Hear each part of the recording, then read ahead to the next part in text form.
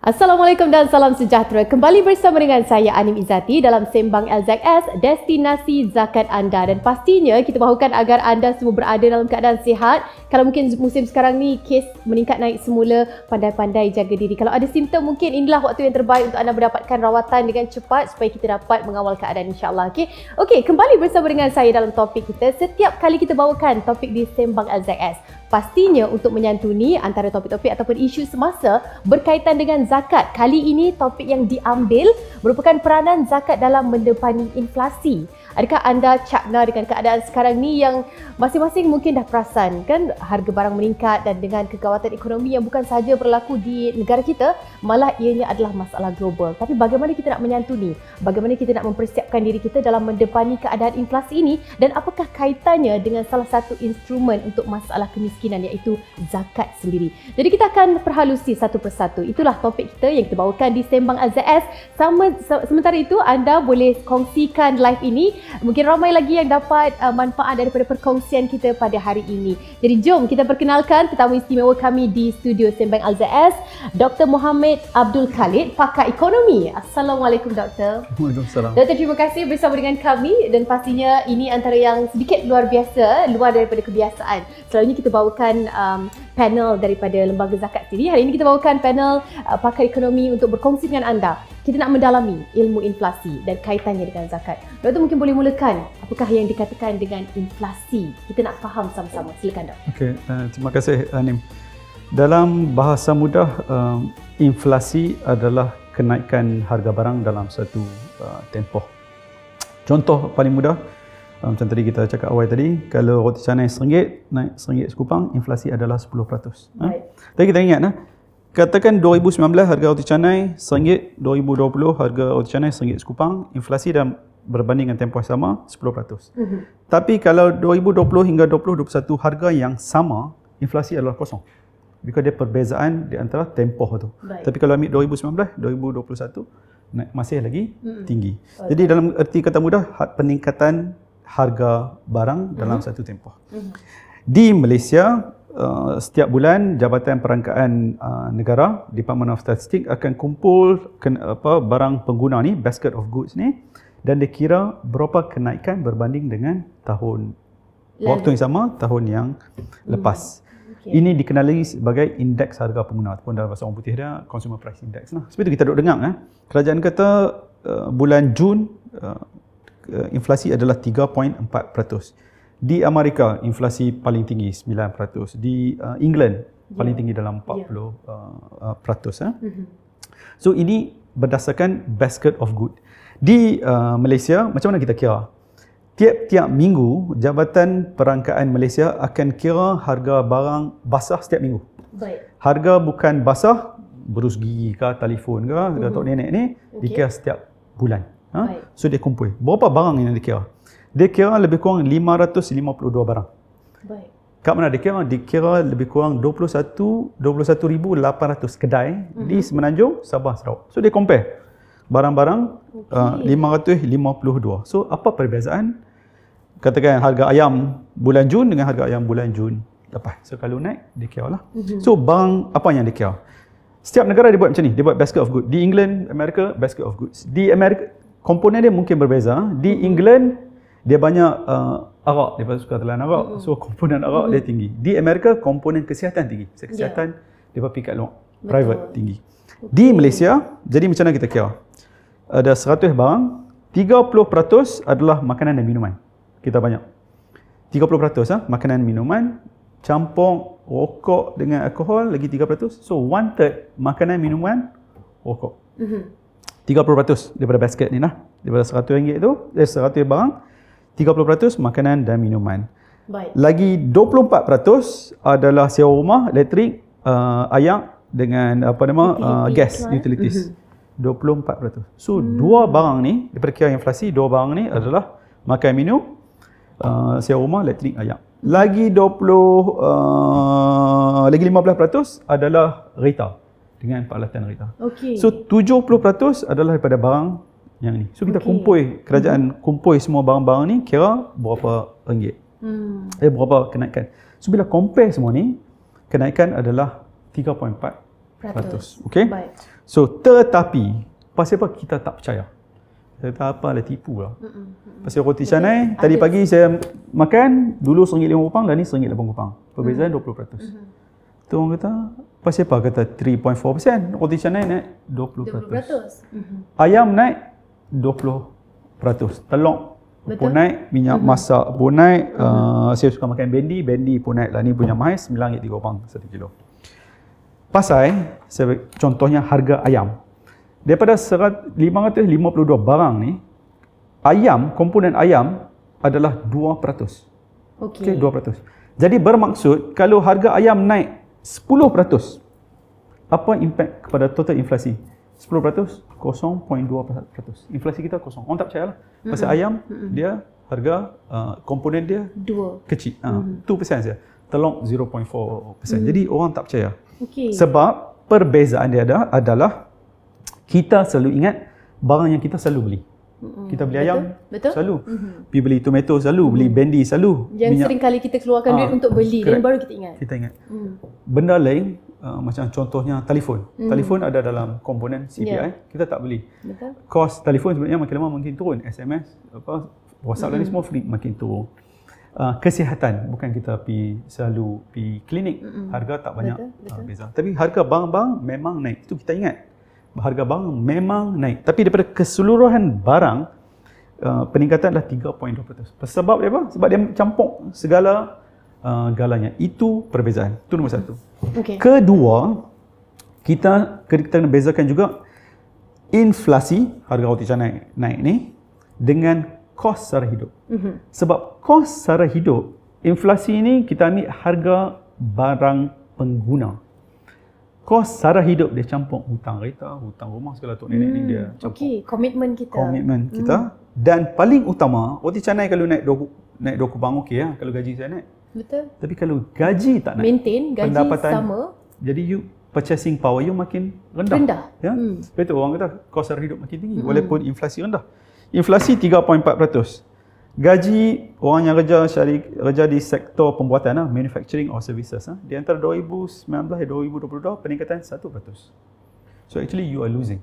Kos naik lagi tinggi pada you punya peningkatan gaji. So itu kos sara hidup makin membebankan. Betul. So bila orang kata inflasi 3% bukan kerajaan tipu. Bukan dia kira 552 barang.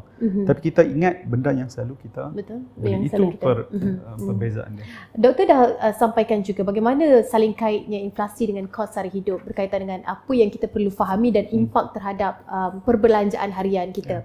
Apakah antara punca-punca doktor ataupun sebab boleh berlakunya inflasi ni, kenaikan harga barang? Sejurus lepas itu terkaitnya pula dengan kos sara hidup kita yang semakin lama semakin tinggi. Mungkin doktor nak kongsikan bersama dengan kami. Boleh.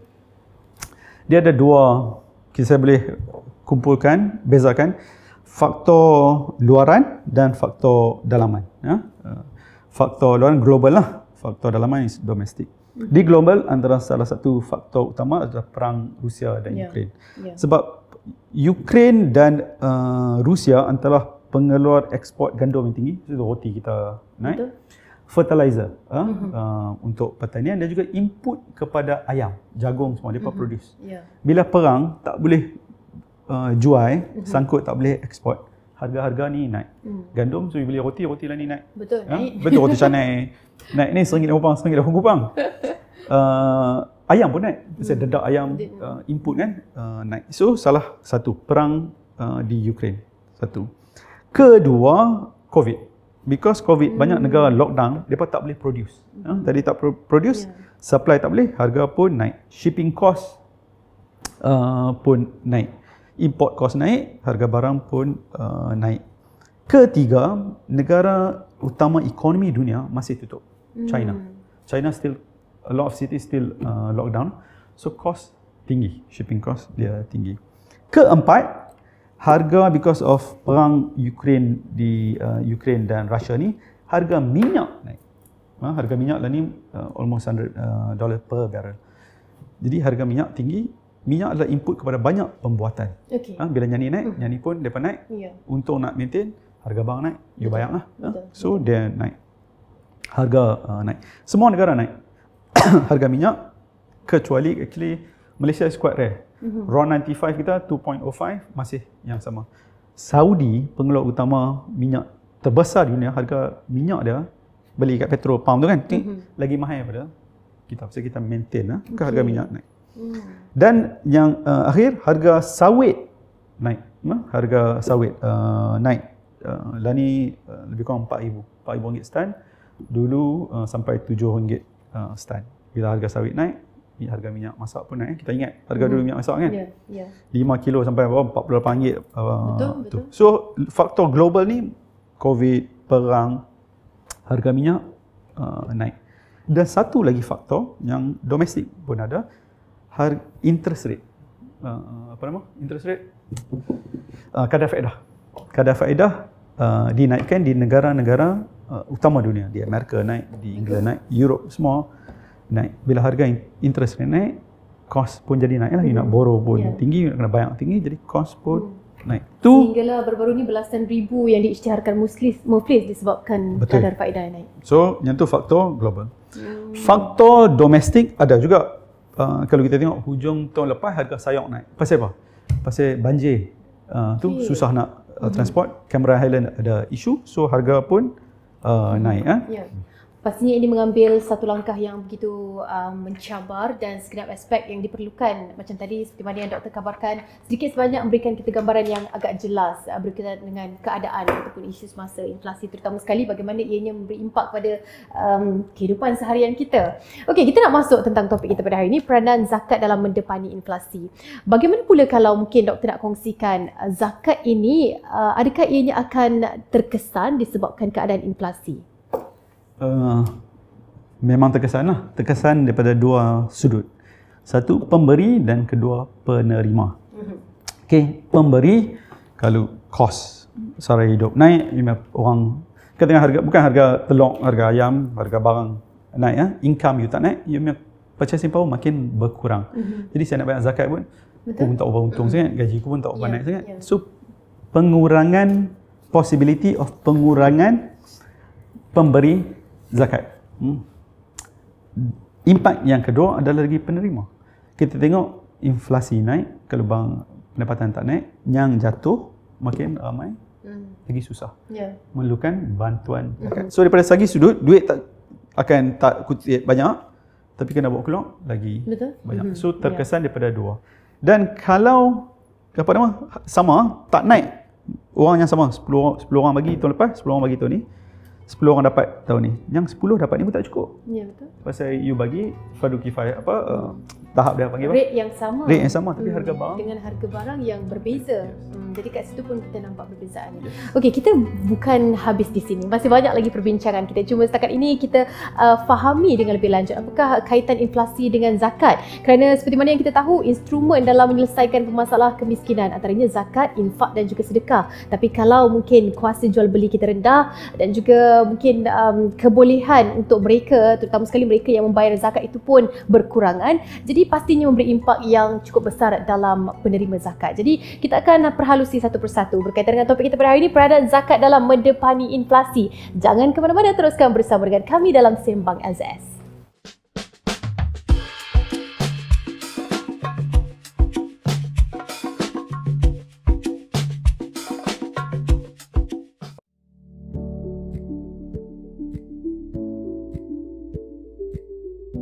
Assalamualaikum kawan-kawan. Bertemu dalam siri video kali ini. Topik hari ini, ke mana agaknya wang zakat dibelanjakan? Yalah, kita dah tunaikan zakat. Dan tentu kita nak tahu bagaimana wang tersebut digunakan. Wang zakat yang ditunaikan digunakan untuk beberapa perkara. Pertama, membiayai sewa rumah para asnaf di Selangor. Bukan sekadar deposit saja tau. Malah bayaran sewa setiap bulan turut diberikan kepada yang layak. Rumah merupakan keperluan asas untuk berteduh dan meneruskan kehidupan mereka. Biasanya kos dalam sekitar RM500. Tapi yang ni sewa sebulan ya. Kalau setahun dah RM6,000. Itu baru satu keluarga tau. Kedua, kami juga ada memperbaiki rumah uzur ataupun rumah yang ditimpa hujan seperti berlakunya kebakaran dan banjir. Tahun 2020, kos untuk ini adalah sebanyak RM14 juta. Dan seramai 662 orang asnaf menerima bantuan ini. Ketiga, barangan asas dapur untuk hidangan makanan harian keluarga asnaf. Kami menyalurkan peruntukan sejumlah RM10.5 juta pada tahun 2020 bagi tujuan ini. Keempat, pembiayaan yuran sekolah pelajar yang memerlukan akan mendapat bekalan ilmu yang sempurna dan terbaik. Dan yang paling besar ialah bantuan kewangan untuk perbelanjaan asnaf, yang mana sebanyak RM181.6 juta telah diagihkan pada tahun 2020. Banyak lagi perkara yang dibantu menggunakan hasil kutipan zakat yang saudara dan saudari tunaikan, walau sekecil RM10. Dengan musim wabak pandemik melanda, kami sedar makin ramai yang semakin susah. Ayo kita terus kuatkan kesatuan ummah, bantulah sesama kita untuk menyumbang zakat kepada saudara-saudara kita yang susah di luar sana. Sedikit bagi anda, segalanya buat mereka. Bantu kami kongsikan video ini. Tunaikan zakat atas talian di www.zakatselangor.com.my atau di fbx.zakatselangor.com.my.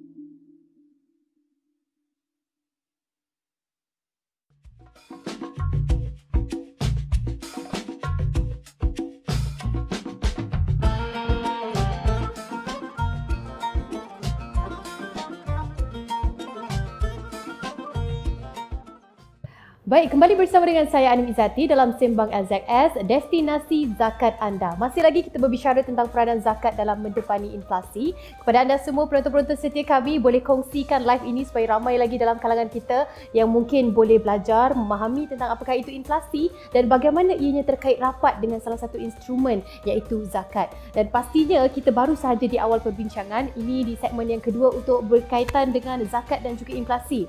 Kalau tadi kita bersama dengan Dr. Muhammad Abdul Khalid, pakar ekonomi. Kali ini kita ada seorang individu yang tidak asing lagi bersama dengan kita iaitu Encik Fikri Naim, Ketua Division Kutipan LZS. Assalamualaikum. Waalaikumsalam. Kita ada dua orang tetamu ya, seperti biasa. Hari ini memeriahkan lagi untuk segmen yang kedua. Kita nak bincang lebih santai, lebih faham tentang inflasi dan juga zakat ini. Kita mungkin nak mulakan dengan Encik Fikri pastinya.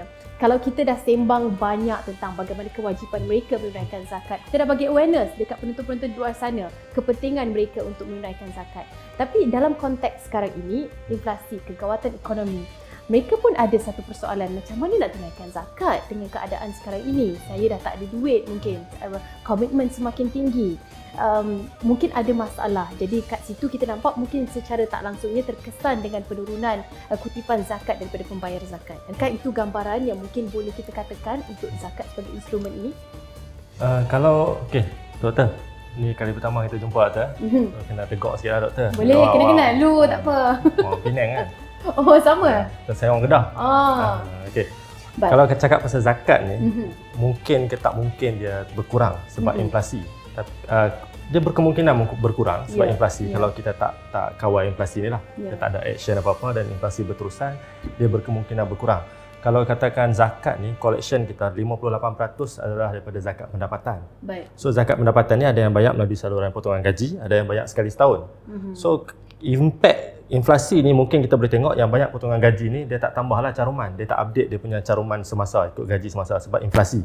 So dia rasa macam kurang duit nak belanja tu kurang sikit, so dia tak update. Kalau sebelum ni potong RM50, dia biar RM50 lah. Walaupun gaji dia naik sikit, tapi sebab inflasi pun naik, so dia tak update. Yang kedua yang banyak hujung tahun ni, disebabkan inflasi ni dia mungkin akan kurangkan bayaran dia lah. Itu impact dah dua ni. Yang lagi satu impact adalah pembayar baru. Kita mungkin akan susah sikit dapat pembayar baru sebab yang baru kita nak dakwah ni depa duk fikir macam harga barang naik apa semua, so depa macam zakat ni last option lah. Kalau ada lebih baru bayar, tak ada. So kita mungkin akan susah nak dapat pembayar baru. Itu impact yang akan terkesan kepada zakat sendirilah, kutipan especially. Kalau kita nak kaitkan zakat dengan ekonomi, macam mana doktor untuk bagi kita satu gambaran yang sebenarnya zakat juga memainkan peranan yang agak penting dalam ekonomi negara kita? Dia mainkan peranan yang amat penting macam tadi Anim kata. Sebab apa? Sebab pertumbuhan ekonomi di Malaysia, 60% daripada pertumbuhan ekonomi Malaysia datangnya daripada perbelanjaan. Belanja kita. Baik. You beli kasut, you beli jam, you beli segala untuk nenek ni, perbelanjaan. Bukan investment daripada kerajaan, bukan perbelanjaan kerajaan. Perbelanjaan kita. 60% ekonomi bergantung pada situ. So bila ekonomi tak baik, pendapatan berkurangan, nak bayar zakat macam tadi Fikri kata pun susah. Tapi kita tengok yang sebaliknya pula, penerima pun akan susah. Pasal penerima, terutamanya orang susah, pendapatan rendah, daripada RM100 yang dia dapat, lebih kurang RM80 dia akan belanja. Kalau orang kaya, daripada RM100 dapat, lebih kurang 20 lebih peratus dia belanja, lain semua dia simpan ataupun dia invest. Simpan invest kadang kalau luar negeri pun tak bantu di negara. Jadi untuk zakat mainkan peranan penting untuk terutama perbelanjaan menjana ekonomi. Jadi bila dia dapat duit, dia belanja membantu penjanaan ekonomi. Dia belanja kedai Pak Ali itu pun dia untung, dia bayar cukai ke, dia bayar zakat, dia gaji pekerja baru dapat gaji, dia bayar zakat, dia bayar cukai, semua ekonomi dan berkembang. Sebab itu kuasa beli itu amat penting untuk memastikan kuasa beli sentiasa positif, baru ekonomi berkembang. Zakat ni dia macam suntikan pendapatan tambahan lah. So it's a fiscal intervention dia bercakap. So penting bila ekonomi tak baik. So zakat ni dia macam cash transfer lah. Dia bagi hilang kerja, tak ada duit, ekonomi jatuh sikit. Tapi duit zakat ada membantu untuk meneruskan perbelanjaan. Betul. Sebab bila kita faham dengan lebih lanjut tentang zakat dan juga ekonomi ni, gambaran antara lainnya, contoh kalau di Lembaga Zakat Selangor sendiri bukan sahaja memberikan duit zakat semata-mata kepada mereka yang memerlukan, tetapi membangunkan mereka dari segi bayar duit sewa rumah, bayar duit bil air. Jadi kalau keadaan kos sara hidup kita meningkat juga, mungkin memberi kesan kepada perbelanjaan zakat itu sendiri untuk diberikan, kan? So, confirm dia punya sewa rumah pun akan tinggi, utility akan tinggi. Jadi kutipan kita tu kalau mungkin tak bergerak hanyalah di situ, ada masalah di situ kita lihat. Ada kalau kita tengok apa yang doktor sebut tadi, inflasi, keadaan inflasi kat Malaysia. Kita ambil Selangor paling tinggi lah. Selangor paling tinggi. Kalau kita compare pula luar bandar dengan bandar paling tinggi kan. Dia ada beza lah bandar dengan luar bandar. So kalau bandar ni kita punya asnaf fakir miskin kita lebih kurang 60,000 keluarga tu, 68% bandar. Baik. So mereka ni memang yang antara yang terkesan lah 68% ni. Kalau kita ikut makanan paling tinggi lah, inflasi makanan naik paling banyak, so mereka lah yang paling banyak terkesan. Kalau kita tengok bantuan keuangan yang kita bagi, lebih kurang 40,000 family yang dapat bantuan keuangan tiap-tiap bulan ni, lebih kurang 18 juta. Bantuan makanan bulanan kita bagi pada 16,000 family, lebih kurang 1 juta. Bantuan sewa rumah kita bagi 16,000 family juga, lebih kurang 8.7 juta sewa rumah. So yang ni kita bagi, so mereka takkan rasa sangat lah sebab sewa kita bayar kat tuan rumah. Walaupun sewa naik, kita bayar tuan rumah, so asnaf tak terasa. Bantuan makanan bulanan pun asnaf tak terasa sebab kita bagi sampai ke depan pintu. Maknanya harga barang naik pun kita tanggung. Asnaf tetap akan dapat kata beras 5 kilo juga dia dapat sama. Dia tak terasa. Cuma yang terasa bila kita bagi bantuan keuangan bulanan. Sebelum ni kalau katakan di antara 300 kalau bujang, bukan bujang lah maknanya tak ada anak, sampai 900 katakan. Kalau sebelum ni dia boleh beli banyak, sekarang dia sikit je lah yang boleh beli dengan kadar duit tu. So itu antara kesan yang berlaku dekat asnaf lah, kalau nak kata dari sudut inflasi. Jadi adakah dengan situasi ini kita dapat lihat perlu sesebuah negara itu mengubah dari segi institusi zakat itu sendiri disebabkan keadaan inflasi yang kita hadap sekarang ni? Okey. Kalau tanya zakat Selangor. Kita aware berkenaan dengan inflasi ni dan kesan-kesannya. So kita kalau nak kata perlu ubah ke tak ubah, dia lebih kepada perlu selaraskan lah. Mungkin kita punya term dia selaraskan. Contoh bantuan kita, kadar bantuan kita mungkin kena selaraskan dengan kos sara hidup yang meningkat disebabkan indeks harga pengguna tadi, inflasi semua. So dia ada rate dia. So mungkin kadar bantuan kita pun perlu diselaraskan ikut rate tu. Itu yang pertama yang kita boleh buat. Yang kedua yang kita boleh buat mungkin had kifayah kita lah. Kita tinggikan had kifayah kita. Maknanya contoh sebelum ni katakan Anim mungkin lepas tolakan hak kifayah semua tu kena zakat. So sekarang ni mungkin lepas tolakan ni dari segi kutipan tolakan mungkin tak kena zakat sebab mungkin kos untuk diri sendiri tinggi, kos hantar anak mengasuh pun tinggi. Sebab zakat ni dia ada dua cara, doktor. Satu, tolak terus daripada pendapatan. Ni saya cakap zakat pendapatan lah. Yang kedua, setelah tolakan had kifayah, tu untuk kutipan. Had kifayah untuk asnaf pula tu untuk ukur sama ada dia asnaf ke tak. Mungkin itu pun kita kena ni sikit lah. Mungkin daripada katakan sekarang 2,700 dia adalah miskin. Kan? Kalau separuh daripada tu dia adalah fakir. So mungkin kita kena revise balik, kena review balik kadar had kifayah tu, mungkin dia akan naik sikit ke, kena naik sikit sebab inflasi berlaku. So mungkin lepas ni mungkin 2,900 pun miskin. Sebelum ni 2,700 baru miskin, 2,900 mungkin miskin. Tu antara benda yang kita boleh buat lah, nak review on zakat. Tapi kita kena tengok juga, sebab bila berlaku inflasi, kutipan mungkin berkurang dalam kes-kes yang kita sebut tadi, dan permintaan, maknanya supply dah kurang, demand tu mungkin tinggi. Yang jadi asnaf yang susah-susah ni mungkin makin ramai. So mereka perlu bantuan tinggi. So dia jadi kat kita ni duit tengah kurang. So kita nak bagi ramai yang dapat bantuan, ataupun kita nak bagi yang sedia ada ni dapat bantuan banyak. Betul. So kalau kita nak bagi dapat bantuan banyak, ada yang baru-baru nak jadi asnaf ni mungkin tak dapat bantuan. Tapi kalau kita nak ramaikan terima bantuan dalam keadaan duit berkurang, kita tak boleh naikkan kadar bantuan. Tapi kita kena capai lebih ramai lagi asnaf di luar sana lah untuk kita bagi bantuan. So kita kena tengok banyak sudut lah dalam keadaan sama ada nak naikkan kadar bantuan ataupun nak revise had kifayah tadi. Ya, ini antara mungkin cadangan yang bermain dalam keadaan untuk kita bersiap sedia, Lembaga Zakat Selangor sendiri untuk bersiap sedia dengan keadaan inflasi. Pandangan daripada doktor sendiri melihat kepada penjelasan yang diberikan oleh Encik Fikri, bagaimana, adakah zakat ini juga perlu diwaswai sesuai dengan situasi inflasi negara kita? Saya setuju dengan saudara Fikri tadi cakap. Either you fix the fardu kifayah tu ataupun dibagi lebih tu kan. Kadar yang diberikan untuk bantuan zakat ni bagi saya harus diindekskan kepada kadar inflasi. Kalau kadar inflasi tahun ni naik 3%, bantuan pun naik 3%, because that's normal secara langsung. Pasal kita tengok minimum wage kena revise selalu kan, untuk mengambil kira perkembangan ekonomi. Tapi kedua, bagi saya yang paling penting, bantuan bila inflasi kebiasaan ekonomi, pusat zakat mai tolong bagi yang lebih sustainable, lebih optimal, bagaimana memastikan dalam masa jangka yang panjang mereka ini bukan menjadi penerima tetapi menjadi pemberi. That is a better option untuk menolong. Jadi benefit is much higher.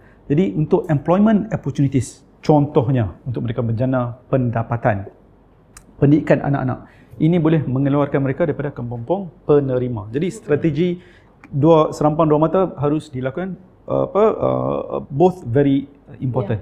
Short term to revise, but also importantly, how do you ensure that they do not receive anymore. Jadi bila ada krisis masa depan, it's no longer an issue, or the issue dah minimize. Itu saya rasa sama penting.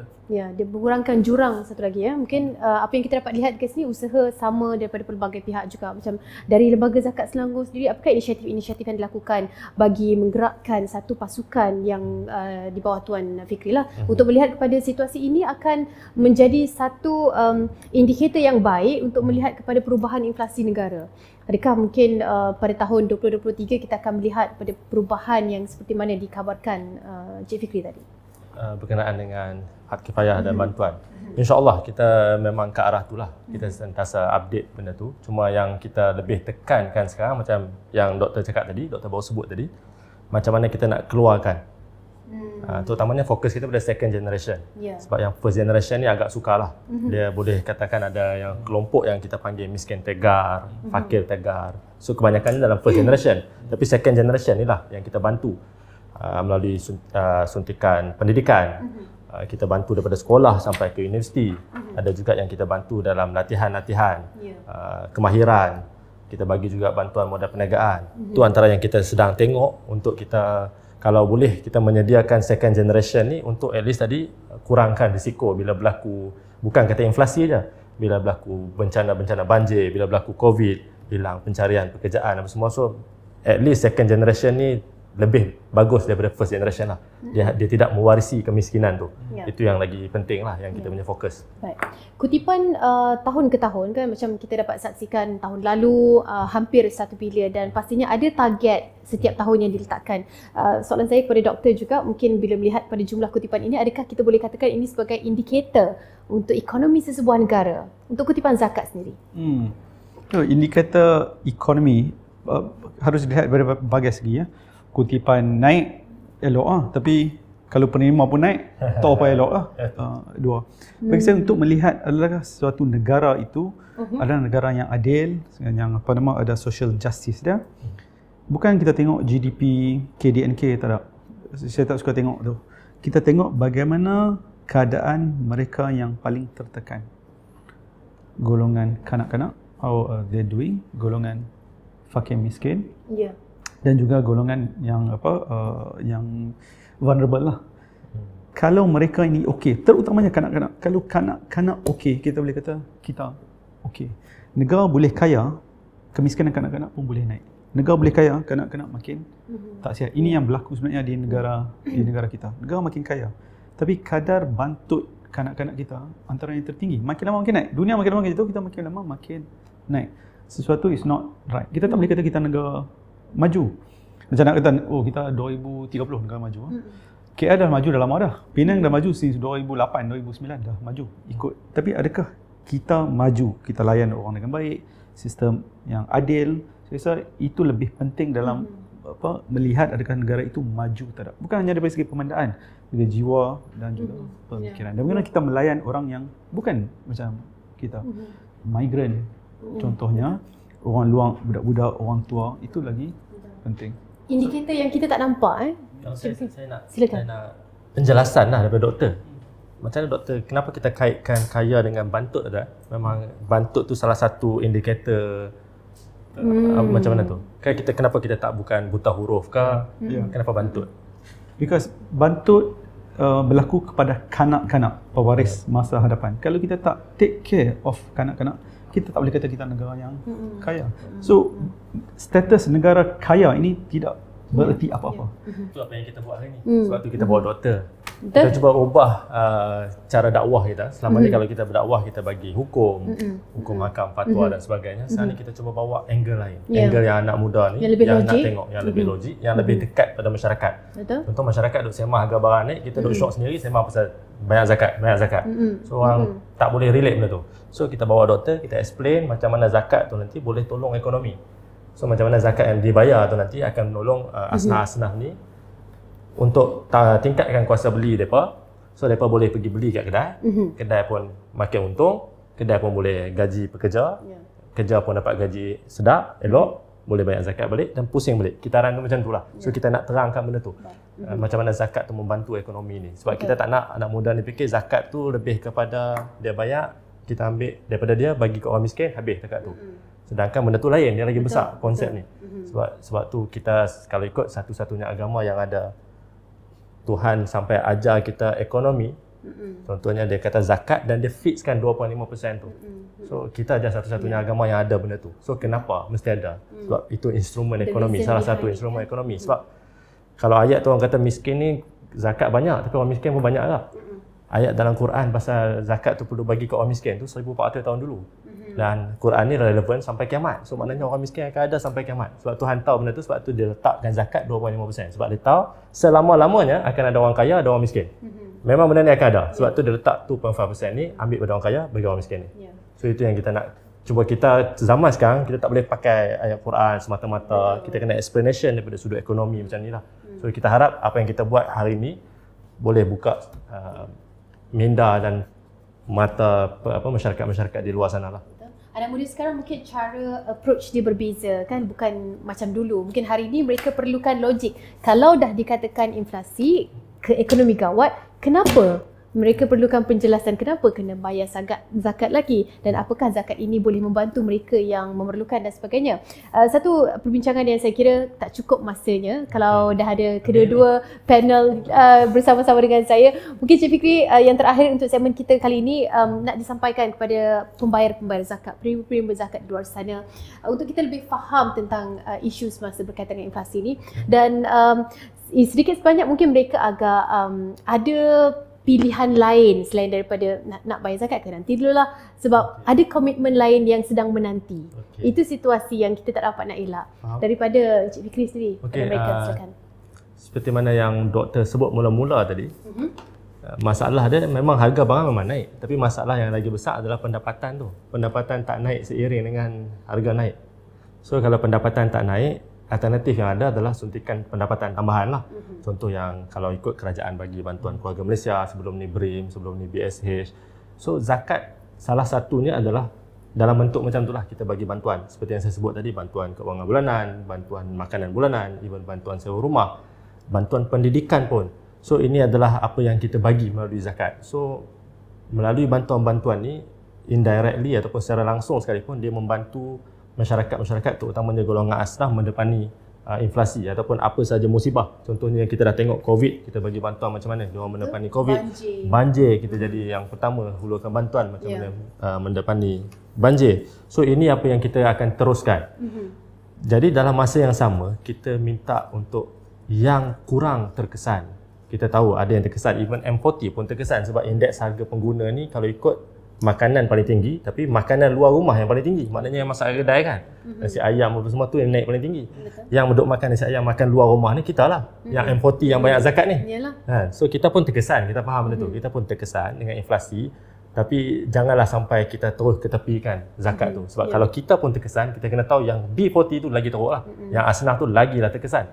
So kita jangan lupakan dia. Kalau kata masalah macam ni sebut tadi, ada komitmen lain, ada apa semua. Tu sebab kita letak zakat last sekali. So zakat last sekali, jadi komitmen lain lah kita utamakan. Kalau kita tolak hak kifayah kita tadi tu, diri sendiri, isteri, tanggungan kita, tolak kos hantar anak mengaji apa semua tu, tolak hak kifayah, wajib zakat ada kata lebih daripada 21,000 sana, 21,432 ringgit nisab dia, lebih daripada tu kita kena bayar zakat.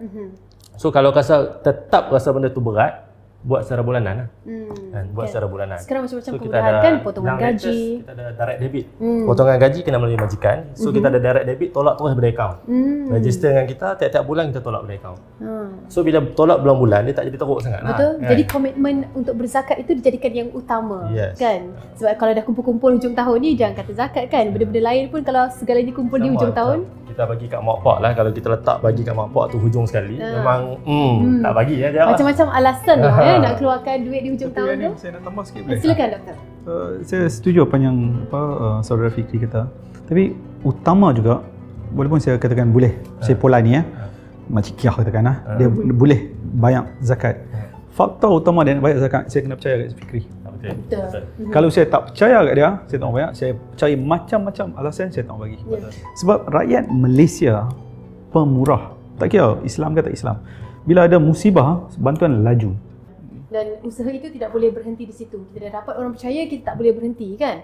Haruslah teruskan. Kebetulan doktor sebut ni, memang kita punya fokus tahun depan, strategi kita untuk tahun depan, fokus kita adalah trust. Kita nak build the trust tu balik. So kepercayaan masyarakat, sebab kita tahu macam doktor sebut tadi, yang banyak ni mereka percaya, cuma dia still ada soalan-soalan sikit lah, duit pergi mana apa semua. Tu yang banyak. Tapi yang lebih penting yang tak bayar ni, dia tak terima zakat dan dia pun tak bayar. So golongan yang atas pagar macam ni, dia nak bayar tak bayar ni, ataupun dia bayar ke negeri lain, ini yang kita nak dapatkan trust dia. Pengundi bukan pengundi, pembayar atas pagar ni. Kita nak bawa dia kembali ke Selangor. Kembalikan hak zakat Selangor. Sabar-sabar dulu PRU 15 kita. Okey, terima kasih kita ucapkan kepada Encik Fikri Naim, Ketua Division Kutipan LZS, dan juga Dr. Mohamed Abdul Khalid, pakar ekonomi kita untuk segmen kali ini. Banyak kita sembang hari ini dan kita harapkan bukan sembang-sembang kosong saja di Sembang LZS. Kita harapkan inilah manfaat yang dapat kita raih bersama. Jadi jangan ke mana-mana, kita ada satu lagi segmen bersama dengan tetamu yang lain pula di Sembang LZS, destinasi zakat anda.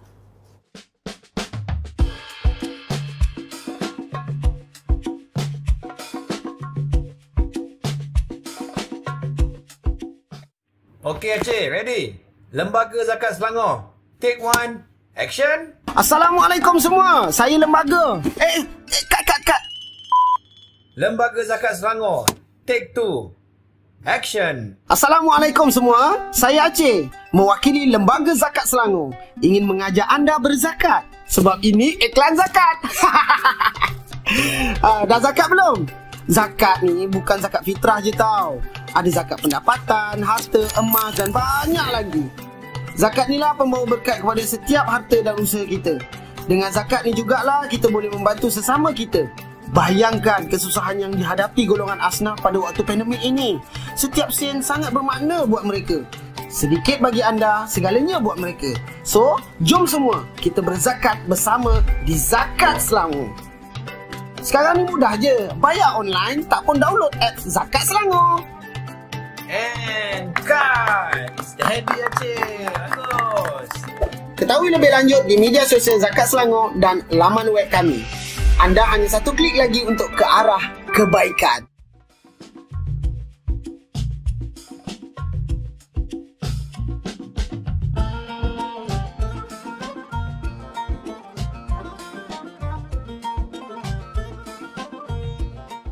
Masih lagi bersama dengan kami di Sembang LZS, destinasi zakat anda. Sambil anda menyaksikan kami, boleh sahaja layari www.zakatselangor.com.my untuk anda saksikan pelbagai feature ataupun perkembangan terkini berkaitan dengan isu zakat. Dan terutama sekali bagi mereka yang mungkin belum lagi download aplikasi kami, inilah masa yang terbaik untuk kita war-warakan kepada anda semua untuk memudahkan lagi urusan kita. Okey, Sembang LZS, di awal tadi kalau mungkin anda dah ikuti kami daripada awal siaran, peranan zakat dalam mendepani inflasi. Kali ini kita nak sentuh tentang fungsi zakat dalam mendepani inflasi. Bagaimana sebenarnya dengan kutipan yang telah pun diagih untuk bertindak dalam menyantuni mereka dalam situasi negara iaitu situasi inflasi sekarang ini. Masih lagi bersama dengan tetamu yang dari awal tadi sehingga ke saat ini, Dr. Mohamed, pakar ekonomi kita. Doktor, terima kasih Doktor. Tak apa, sabar sikit lagi ya. Kita ada masa sedikit lagi bersama dengan kami dan juga tetamu baru kita yang tak berapa nak baru sangat. Pernah menyaksikan wajah beliau, ada satu episod yang bersama dengan beliau iaitu Encik Zainuddin bin Johari, Ketua Jabatan Pengurusan Operasi Agihan Daerah Lembaga Zakat Selangor. Assalamualaikum. Waalaikumsalam. Terima kasih bermerah jambu hari ini. Terima kasih. Okey. Bersempena dengan inflasi bersempena dengan inflasi. Okey, kita nak cerita tentang keadaan sekarang ini. Disebabkan Encik Zainuddin berada dalam division agihan, apa yang kita faham adalah fungsi untuk zakat ini bertindak diagihkan kepada mereka yang memerlukan. Tapi mungkin ada perbezaan disebabkan situasi inflasi ini. Mungkin nak kongsikan bersama dengan kami. Baik. Terima kasih Puan Haning yang saya hormati, sahabat hebat saya Dr. Muhammad. Baik. Okey, kita tahu hari ini keadaan ekonomi global dunia mengalami satu sentuhan yang menakutkan, inflasi. So tidak lari dan daripada situasi ini adalah Malaysia. Okey, memberi impak. So kalau dalam bahasa Indonesianya, inflasi ini kemerosotan nilai uang, kemerosotan nilai kertas, kenaikan harga barang. Okey, so suka tidak suka dia berkaitan dengan zakat. Dan hari ini agihan zakat sedikit sebanyak, okey, terkesan, okey, dengan keadaan inflasi ini, dengan kejatuhan nilai ringgit ini bermakna kenaikan harga kos barang. Keperluan asnaf mendadak meningkat. Peningkatan bilangan asnaf mendadak meningkat. So, bagi menjawab soalan Puan Hanim tadi secara umumnya dari sudut mendepani inflasi dalam untuk konteks agihan, pihak pengurusan zakat, okey, di seluruh dunia, di seluruh Malaysia, khususnya di Lembaga Zakat Selangor, perlu bijak dalam mengatur susunan bajet agihan. Kerana untuk mendepani, suka tak suka, Lembaga Zakat Selangor perlu berdepan dengan situasi inflasi ini. Ini bermakna pengurusan bijak agihan zakat ini, apa yang saya maksudkan adalah kita mesti utamakan dulu asnaf yang muqaddam, fakir dan miskin ini. Kita kena utamakan dulu. Dan kita kena menyusun bajet ini mengikut keperluan, mengikut konsep daruriyat dia. Disusuli dengan hajiat dan tahsiniat. Maknanya keperluan-keperluan daruriyat ini perlu diutamakan. Yang lebih menjurus kepada keperluan-keperluan asasi. termasuk juga melibatkan seperti contoh hari ini kita bantu makanan bulanan, kewangan bulanan, penginapan mereka, rumah-rumah mereka, tempat tinggal mereka dan juga perubatan-perubatan dan juga dialisis. Bantuan-bantuan darurat ini perlu diutamakan dan dirancang sebaik-baiknya mengikut konsep landasan maqasid syariah.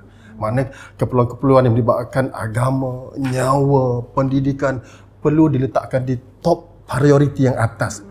Perlu diutamakan. Inilah dinamakan sebagai pengurusan agihan yang bijak dalam mendepani inflasi pada zaman ini, saat ini, ketika ini kerana ketidaktentuan pembayaran zakat yang kita terima khususnya di lembaga zakat Selangor. Itu jawapan pertama saya. Baik. Doktor, adakah ini merupakan satu garis panduan yang sama dalam kita meletakkan prioriti dalam perbelanjaan ketika inflasi? Seperti mana yang dikabarkan oleh Encik Zainuddin tadi, mereka ada section-section tertentu yang perlu diutamakan disebabkan keperluan. Walaupun kita tahu dalam Islam itulah yang perlu diketengahkan. Tapi kalau kita melihat kepada satu aspek yang lebih besar negara kita, pendidikan ataupun keselamatan, perubatan, adakah itu juga menjadi keutamaan bagi perbelanjaan dalam situasi ini? Sama, tak beza. Untuk penerima zakat pun dapat bantuan pendidikan, contoh kesihatan, dialisis. Memang sama, konsep zakat dan bantuan lebih kurang sama. Saya nak tambah satu saja isu. Bukan mengenai zakat tapi bantuan tunai yang diberikan. Isu yang selalu terjadi kepada penerima yang sepatutnya menerima adalah mereka tak dapat. Itu kena baca paper. Apa sebab tak, orang ni susah sebab zakat tak bagi, kerajaan tak bagi. Selalu zakat dia kenal dulu baru kerajaan tak sampai. Apa sebab dia miskin macam ni, duduk rumah sebelah reban ayam ke, zakat tak bagi. Zakat dia kenal dulu, lepas tu baru bantuan kerajaan. Data menunjukkan bantuan sara hidup, bantuan cash yang kerajaan bagi itu, yang patut menerima lebih kurang 20% tak menerima. So mereka excluded. So there's a lot of exclusion error. So amat penting memastikan yang, I'm not saying about zakat, ni about data yang penerima bantuan tunai kerajaan. Penting memastikan mereka yang patut menerima. Because ni selalu nanti meletup social media ke apa, awak dia tak dapat.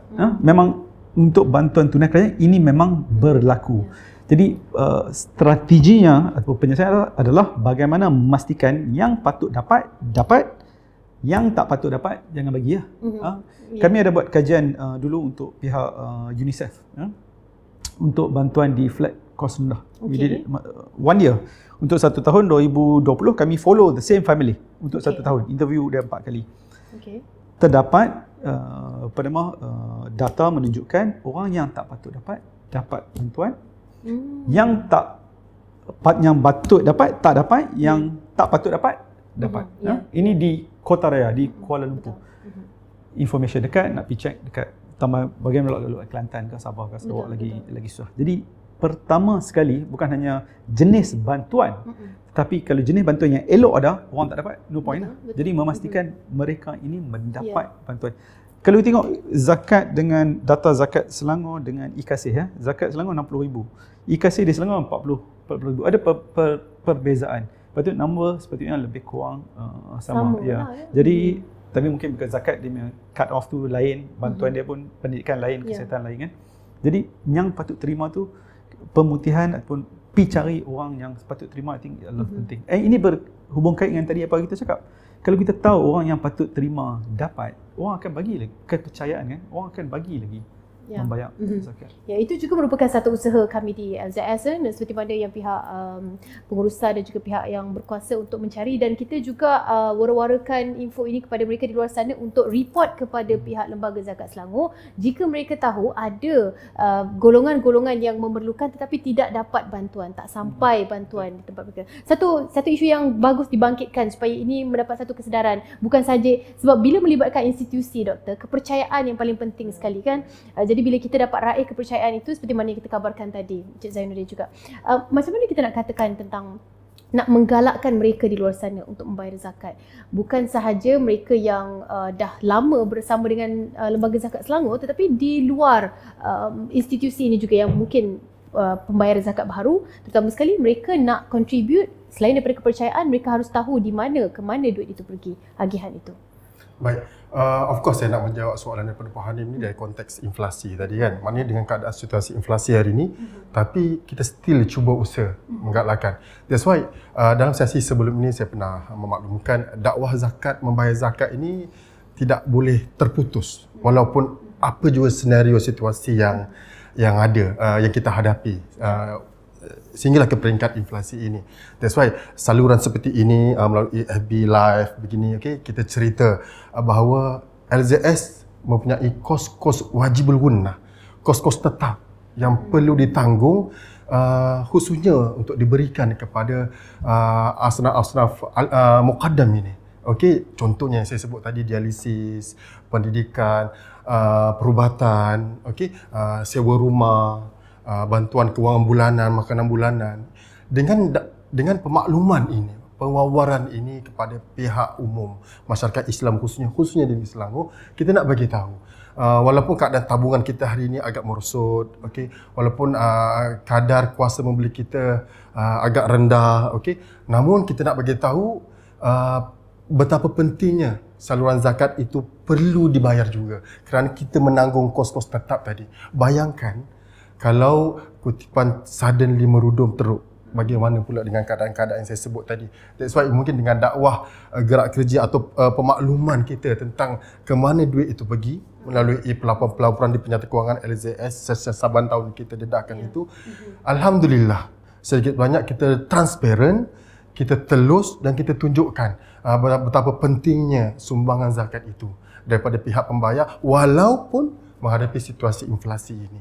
Okey, ini bermakna dalam situasi apa sekalipun kita memerlukan sumbangan pembayaran zakat daripada masyarakat Islam di luar sana untuk terus mungkin dari sudut kalau konteks kutipan dalam keadaan inflasi begini, kalau kita nak bersasar sebagai contohlah syarikat-syarikat peniaga yang membayar zakat korporat, mungkin kita fokuskan kepada syarikat-syarikat yang saya panggil sebagai bukan kalis inflasi lah, tapi dia impak inflasi kepada syarikat ini sangat minimum. Contohnya syarikat yang berbentuk medical dalam bidang perubatan, dalam bidang F&B, food, makanan, di mana syarikat ini macam mana pun keadaan yang dihadapi, dia seakan dia boleh mendepan inflasi. Maknanya pengguna masih kekal datang untuk mendapatkan perkhidmatan kesihatan, pengguna still datang untuk mendapatkan perkhidmatan makanan. Jadi syarikat-syarikat ini mungkin dari sudut kita fokuskan untuk kekal membayar zakat. Dan bagi mereka yang buat potongan gaji, kalau tak dapat tambah caruman pun kekal dengan bayaran yang ada. Okey. Dan kalau nak ada pengurangan pun, so pengurangan yang sangat minimum lah. Okey. Again, saya nak tambah sikit. Hari ini kita tahu, Cik Fikri pun pernah sebut dalam sesi sebelum ini, sehingga Julai, the numbers of payers yang ada adalah lebih kurang 364,000. Kalau jauh daripada sasaran kita 1 juta lah at least yang ada. So we need another 60 to 70% lagi. So dengan keadaan pemakluman kita berkaitan tentang agihan yang kita perlukan, fixed cost yang kita nak ni, diharapkanlah masyarakat di luar sana bersama-sama membantu LZS dan seterusnya membantu asnaf fakir miskin yang berhadapan dengan fixed cost yang perlu ditanggung oleh LZS. Sebab kita kalau boleh nak bagi ramai dapat. Maknanya kalau semakin sedikit membayar, semakin berkuranganlah bantuan itu dapat disalurkan. Doktor, alang-alang kita cakap tentang syarikat perniagaan yang contribute zakat ini, mungkin bagaimana dengan situasi mereka jika mereka juga berhadapan dengan inflasi, dengan keadaan cost overhead dan sebagainya juga meningkat naik dalam ekonomi syarikat tertentu juga agak goyah, dan itu akan secara tak langsung berimpak kepada pembayaran zakat. Idea, buah fikiran daripada doktor untuk melihat pada aspek perniagaan pula mungkin juga boleh dikongsi bersama. Peniaga-peniaga yang sedang mendengar ada idea bagaimana untuk mereka arrangekan balik, refinancekan semula supaya zakat ini mungkin tidak terganggu dari segi contributionnya. Nak bayar zakat untuk peniaga kena untung lah. Kalau tak untung macam nak bayar, mungkin jadi penerima lah. And perniagaan terutamanya small and medium, kecil dan sederhana mempunyai tekanan tinggi ketika ini. Sebelum COVID, daripada 100 peniaga, lebih kurang 8 orang perlukan bantuan untuk restructure demi loan. Sekarang ini data menunjukkan lebih kurang 30% hingga 32% memerlukan bantuan. Itu tinggi. 1/3 kalau 3 kita berniaga ni, salah seorang kena minta bank tolong adjust sikit. So dulu tak ada ni tu. Dulu pada 100 8 orang saja. Ni pada 3 orang, seorang dah sangkut. So isu yang menekan small and medium syarikat kecil sebenarnya ni isu betul. Kos depa naik, lah ni hutang banyak kena lebih, so interest rate naik. Kalau dia import, dia kena lagi teruk, ringgit dah jatuh. Tetapi, jadi nak tahu untuk PKS ni memang akan tertekan. Tahun depan pun dijangkakan tertekan juga, dia lebih. So kalau nak harap daripada bulan ni sampai hujung bulan 12 kita okey, sukar melihat data-data yang ada, sukar untuk ekonomi berkembang. Jadi tekanan kepada syarikat kecil. Adakah bermaksud orang tak akan bayar? Tak juga. Ada sektor-sektor yang kalis inflasi yang banyak. Dan selalunya bila COVID ke, bila nak sakit ke, kita jadi terlebih iman. Kita akan banyak lebih. 2019-2020 zakat 2020 COVID ramai mati. Zakat wilayah persekutuan naik 8%. Sebenarnya orang bagi yang duit depa lagi bagi. Jadi Selangor pun tadi Mr. Fikri kata pun naik. Bila ada krisis ni, macam tadi saya beritahu, orang Malaysia ni saling membantu. Ada orang yang kalis, dia bayar. Zakat ni lebih adil daripada cukai pendapatan. Because di Malaysia, cukai pendapatan bergaji dikenakan cukai. Cukai pendapatan dividen tak kena cukai. Kalau saya kerja 100,000 saya gaji, you main saham dapat 100,000, you mak bapak bagi 100,000, saya seorang kena cukai. Ya, betul. You tak kena.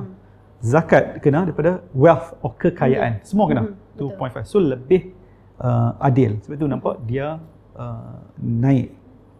Jadi untuk zakat di Malaysia ni, dia memang orang kita rakyat Malaysia bantu orang bila dah kesusahan nak mati, rasa nak mati bila COVID mati so we donate lebih. Dan saya kena ulang ni juga, orang akan bayar lebih kalau orang percaya. Itu paling penting, bukan hanya mengenai zakat. Tax, seluruh dunia kita tengok kajian-kajian, tax tinggi is not an issue. Di Amerika 1960-1970 cukai paling tinggi adalah 90%. Kalau you untung 1 juta, saya ambil 9 juta. Paling tinggi. Ekonomi tak lingkup. Marginal tax tinggi. Dan mereka tak lari mereka tak lari. Saya bagi contoh tadi Nordic countries, 52%, 54%. Tak lari. Sebab kepercayaan itu amat penting. Ini satu gambaran yang begitu jelas sekali kalau doktor dah sampaikan bersama dengan kita tadi.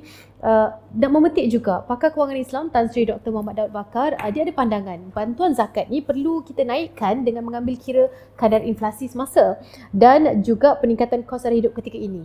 Jadi kaitan di antara dua ini, dan mungkin kita nak dapatkan pandangan daripada Encik Zainuddin terlebih dahulu.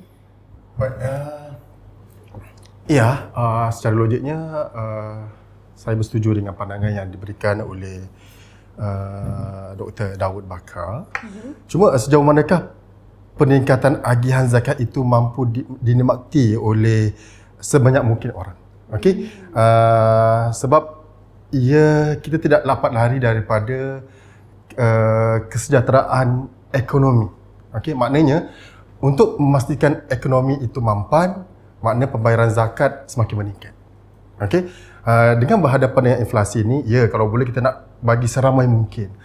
Tapi kita khawatir dengan fixed cost yang ada, peningkatan bilangan asraf semakin bertambah dan kutipan yang kekal sama ataupun merosot ataupun hanya peningkatan yang sedikit. Kita khawatir apa yang digambarkan ataupun diideakan oleh Dr. Bakar itu agak menghadapi sedikit cabaran. Okey, sebab dengan keadaan inflasi ini, saya yakin peningkatan bilangan asnaf itu akan bertambah. Dan mengikut rekod hari ini, pergerakan perubahan daripada asnaf miskin kepada asnaf fakir meningkat. Yang bukan asnaf kepada asnaf sementara meningkat. Okey, kuasa ringgit, kuasa tabungan, kuasa menyimpan menurun. So kita amat khawatir. Tapi alhamdulillah, dengan kepercayaan yang doktor sebut tadi, trust tadi, sentimen-sentimen yang wujud. Okey, mungkin sebelum ni sentimen COVID dan ini sentimen inflasi. Momentum pembayaran zakat masih baik seperti mana yang dimaklumkan oleh Cik Fikri, dan saya yakin kerealisasian yang diungkapkan oleh Dr. Daud Bakar tadi insya-Allah boleh, dengan syarat apa juga situasi yang kita hadapi ini boleh dibuat secara bersama, konsensus oleh masyarakat Muslim khususnya di Selangor untuk kekal loyal. That's why LZS ini untuk menjamin trust tadi, kita kekalkan auditan kita. Apa juga cabaran kita tetap panggil. Kita cari auditor datang and audit us. Kemuncaknya Jabatan Audit Negara. Dan hari ini mereka dah start masuk for 2022 for interim. Okey. So begitu seriusannya benda tu. Dan kita hebahkan benda tu. Kita sebarkan keputusan daripada auditor tu. Itulah kita kena ada trust kat situ. That's why trust ini perlu dijaga demi mendepani apa juga situasi, sama ada situasi COVID, situasi inflasi, dan akhirnya pendapat yang dilontarkan oleh Datuk Dr. Bakar dapat direalisasikan walaupun peningkatan bilangan asnaf bakal berlaku di LZS dan juga di seluruh Malaysia. Pandangan saya lah. Tadi doktor ada sentuh sedikit kan, saya kira kalau naik inflasi 3% mungkin secara langsung perlulah dinaikkan dari segi bantuan. Mungkin nak sambung sedikit penjelasannya di situ doktor? Ya, kalau kos sara hidup naik dan kita tengok setiap tahun memang kos akan naik. Bantuan diberikan harus mencukupi, terutamanya kepada golongan susah. Banyak susah, makanan komponen dan utama. Dan masa kita buat kajian di flat kos rendah, kami tanya, bantuan ni pakai untuk apa? Dua benda. Barang dapur, pendidikan anak-anak. So ini cukup kerana ini penting mereka jadi sihat, pendidikan anak-anak supaya anak-anak jadi pandai, boleh ubah situasi keluarga. Jadi perlu cukup. Kalau kita tak indeks, tak meningkat berdasarkan inflasi, dia takkan cukup. Dia kena cut juga. Dan selalunya bila nak cut benda-benda macam ni, pendidikan dia kena potong. Tak pergi klinik awal. Sepatutnya pergi setiap seminggu 2 kali, dia tak pergi. Dia pergi sebulan sekali. Jadi bantuan harus mencukupi. Itu penting. Cadangan Nasi Daud Bakar, Dr. Daud Bakar ni saya rasa timely dan mungkin ada kekangan sekarang ini tapi harus dilakukan. Dia mikir. Pada keadaan di masa akan datang, pastinya ini juga antara salah satu faktor yang perlu dilakukan bagi menyantuni rakyat Malaysia terutama sekali yang berada dalam situasi begitu genting sekali. Okey, kita dah sampai di hampir penghujung rancangan. Jadi kita nak minta sedikit sepatah dua kata daripada Encik Zainuddin dan juga doktor bagi membiasakan diri dalam berzakat, walaupun kita faham keadaan kegawatan ekonomi yang sedang melanda yang kita dapat lihat mungkin menjadi kekangan pada mereka di luar sana. Encik Zainuddin terlebih dahulu, silakan. Sebagai kata akhir daripada saya nak berkongsi kepada masyarakat Muslim di luar sana, biarpun kelihatan wang zakat adalah besar, okey, kutipan zakat LZS khususnya nampak angkanya begitu besar, even target tahun ini pun kita nak cakap arah bilion. Namun saya nak bagi tahu bahawa kepuluhan golongan asnaf muqaddam ni, asnaf yang ada dekat LZS ni lebih besar daripada itu. Lebih jauh daripada itu. Maknanya keperluannya sangat tinggi. Okey, analoginya saya bagi contoh, kalau setiap bulan kita memerlukan satu kolah air penuh untuk mandi untuk sebulan. Tapi mungkin hari ini kita memerlukan 2 kolah dan kita cuma ada 1 kolah saja untuk dipenuhi. Maknanya saya nak cerita keperluan tu sangat tinggi. Ya, angka kutipan nampak tinggi tetapi keperluan lebih tinggi. Maka saya nak berkongsi dan juga mendakwah kepada semua masyarakat Islam di luar sana untuk terus membayar zakat, memberi kepercayaan kepada LZS dan seterusnya membantu LZS untuk menyantuni para asnaf. Terima kasih. Terima kasih Encik Zainuddin dan mungkin doktor, apa yang nak disampaikan kepada kita rakyat Malaysia untuk sentiasa mempersiapkan diri menghadapi situasi inflasi ini? Okey. Mungkin sikit saya cakap. Pertama sekali, keadaan tidak akan menjadi lebih baik. Kita harus menghadapi kenyataan bahawa ekonomi akan menjadi lebih teruk, bukan jadi Malaysia, di global. Jadi kita harus menghadapi situasi ini. Ekonomi akan jadi lebih teruk, pertama. Kedua, memandangkan ekonomi makin teruk, bukan semua yang terkesan, ada yang tidak terkesan. Yang tidak terkesan ni harus membantu sama lain. lebih banyak zakat contohnya. Dan ketiga, yang terakhir sekali, rakyat memainkan peranan yang penting sebagai check and balance. Kalau macam tadi kita kata, tahu orang susah, nak bagi tahu. Bukan terhad kepada itu saja. Kalau kita nampak benda yang tak betul, kita harus menyuarakan. Curi ke, sapu ke, tak bagi bantuan ke, boros ke, kita harus lebih berani memainkan peranan. Itu baru konsepnya demokrasi ya. You buat tak betul, kena bagi tahu. You buat tak betul. Dan kita mengambil kesempatan, kalau kata suara itu bebas, daripada suara rakyat itu sangat bebas, kita ambil manfaat yang baik untuk suarakan perkara yang betul dan tidak.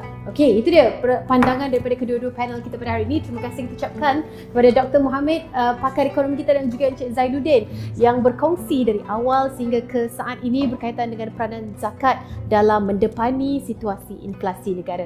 Teruskan bersama dengan kami di Sembang LZS dengan melayari www.zakatselangor.com.my.